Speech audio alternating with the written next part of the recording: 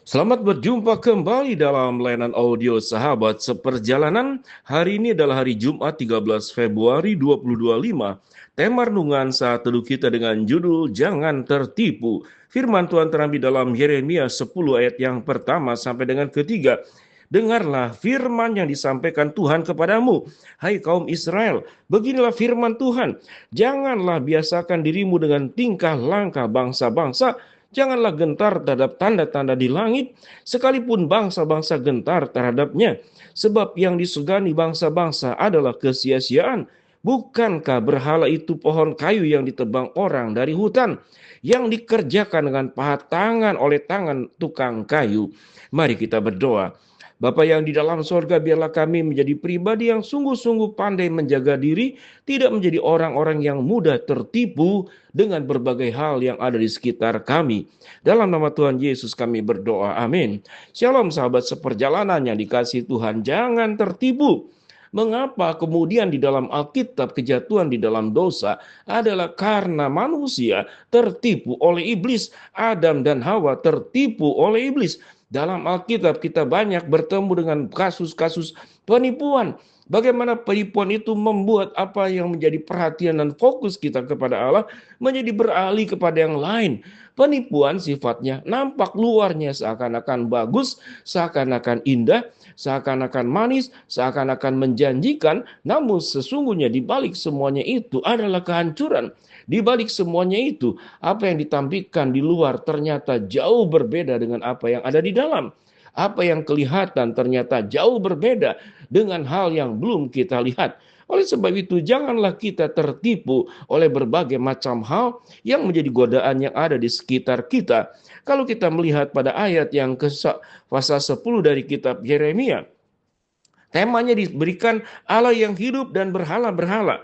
Berhala-berhala yang dijelaskan dalam Alkitab pada ayat yang ketiga, bukankah berhala itu pohon kayu yang ditebang orang dari hutan, yang dikerjakan dengan pahat oleh tangan tukang kayu? Kemudian ayat keempat dikatakan, orang memperindah,nya dengan emas dan perak, orang memperkuatnya dengan paku dan palu, supaya jangan goyang. Berhala itu sama seperti orang-orangan di kebun mentimun, tidak dapat berbicara. Orang harus mengangkatnya sebab tidak dapat melangkah. Janganlah takut kepadanya sebab berhala itu tidak dapat berbuat jahat dan berbuat baik apapun tidak dapat. Penjelasan ayat keempat dan kelima memperdalam tentang apa itu berhala. Bukankah di dalam Alkitab dikatakan berhala itu seperti orang-orangan di kebun mentimun, orang-orangan di sawah, orang-orangan yang nampak seakan-akan hidup, sesungguhnya dia tidak bisa berbuat jahat. Alkitab mengatakan tidak bisa berbuat baik, tidak bisa berjalan, tidak juga bisa berbicara. Kalau kita melihat gambaran tentang berhala pada zaman sekarang, berhala bentuknya itu bisa bermacam-macam. Mungkin memang seakan-akan memberikan kepada kita keuntungan. Ada orang berjuang untuk mencari emas, mencari perak. Itu baik-baik saja. Bukankah emas Tuhan yang menciptakan, perak pun bahan dasarnya Tuhan juga dari alam yang Tuhan berikan. Segala sesuatu itu diberikan oleh Allah untuk seluruh kebaikan kita. Namun tatkala kemudian fokus kita yang seharusnya menyembah Allah, yang seharusnya mengikuti Allah, namun kita tertipu oleh berkat-berkat Allah yang ada di muka bumi ini. Sehingga dikatakan orang yang menyembah berhala dipahat dari kayu, lalu kita menjadi menyembah kayu. Kita kemudian menyembah segala macam bentuk rupa yang ada. Mungkin saat sekarang bisa saja kita menyembah apartemen, menyembah kemewahan, menyembah katakanlah sebuah gaya hidup tertentu, bahkan menyembah dalam artian tergila-gila sampai siang malam pikiran kita mungkin untuk barang branded tertentu yang kita inginkan. Dan penyembahan pun juga kita bisa menyembah kedudukan seakan-akan sesuatu yang kita kejar, kita cari, kita dapatkan. Ada orang juga yang hedonis. Apa yang dikejar? Berhalanya mungkin makanan. Dia mencari kuliner ke sana kemari. Tiap hari berpikir bagaimana mencari makanan yang enak. Dan juga ada orang yang kemudian menjadikan berhala itu hobi tertentu.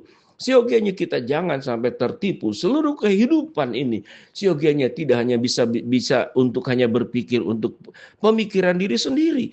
Jangan kita menjadi orang-orangan yang Alkitab mengatakan di kebun mentimun.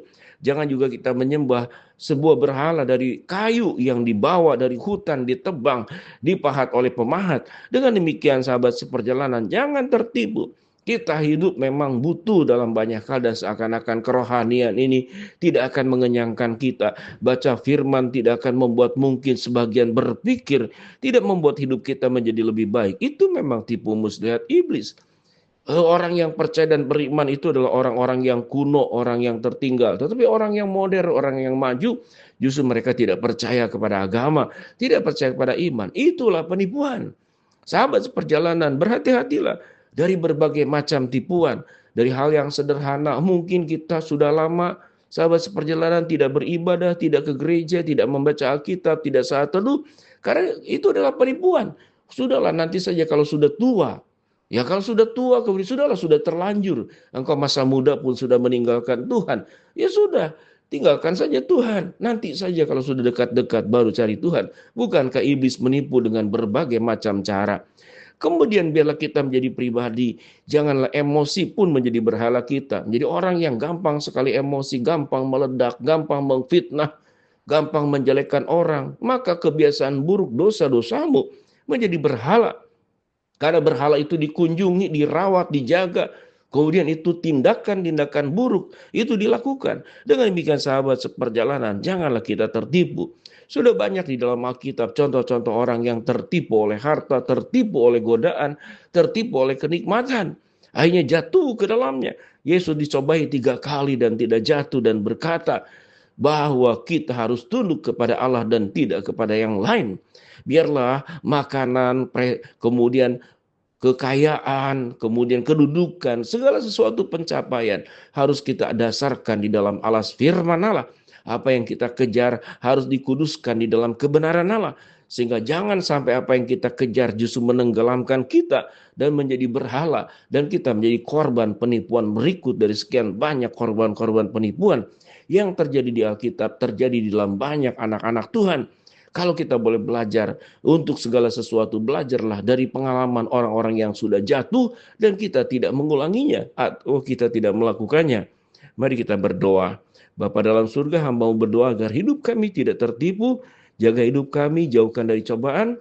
Tuhan berkati, yang sakit Tuhan jamah sembuhkan, yang sedang menghadapi masalah Tuhan bukakan jalan, dan kami yang sedang berdoa mengharapkan sesuatu, Tuhan kabulkan dengan cara waktu Tuhan yang terbaik. Dalam nama Tuhan Yesus kami berdoa. Amin.